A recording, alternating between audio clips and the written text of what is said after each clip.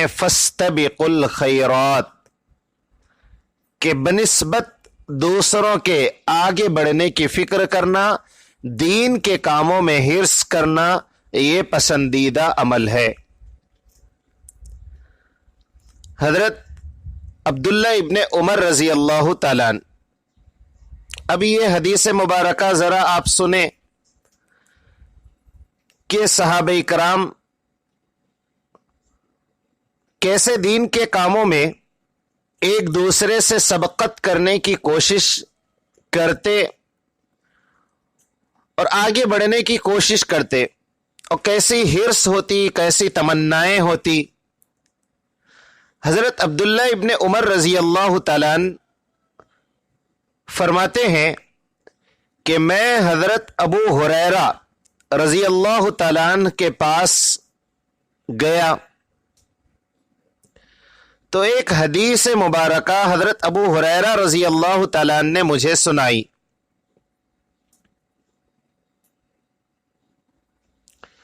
کہ حضرت ابو ہریرہ رضی اللہ تعالیٰ عنہ فرماتے ہیں، اگر کوئی شخص کسی مسلمان کی نماز جنازہ میں شریک ہو تو اس کو ایک قیرات اجر ملتا ہے، اور اگر اس کے تدفین تک شریک رہے،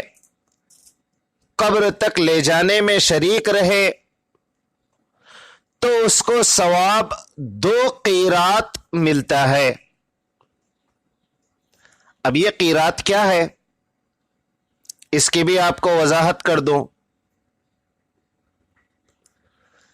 حضور اکرم صلی اللہ علیہ وسلم کے زمانے میں سونے کا ایک مخصوص وزن تھا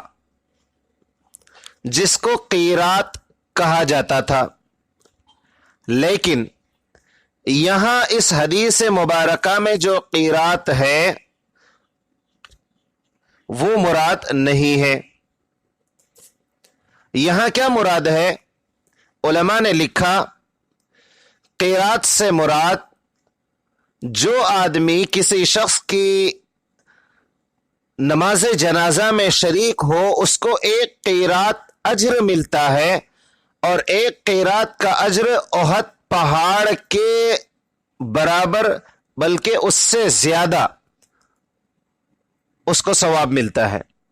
اور جو تدفین تک ساتھ رہے اس کو 2 قیرات اجر ملتا ہے، یعنی 2 احد پہاڑ سے بھی زیادہ ثواب ملتا ہے۔ اور جو لوگ احد پہاڑ کو دیکھے ہیں وہ جانتے ہیں کہیں زیادہ اونچا ہے، یہ اتنا ثواب۔ جب حضرت ابو ہریرہ رضی اللہ تعالیٰ عنہ نے یہ حدیث مبارکہ سنائی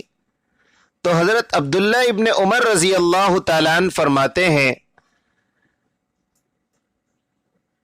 کہ ہائے افسوس، میں اس حدیث کو پہلے سن لیتا، بہت سارا اجر میں نے ضائع کر دیا ہے۔ یہ تمنائیں، نیکی کے کاموں میں آگے بڑھنے کی کوشش کرنا، نیکی کے کاموں میں ایک دوسرے سے سبقت لے جانے کی کوشش کرنا، صحابہ کرام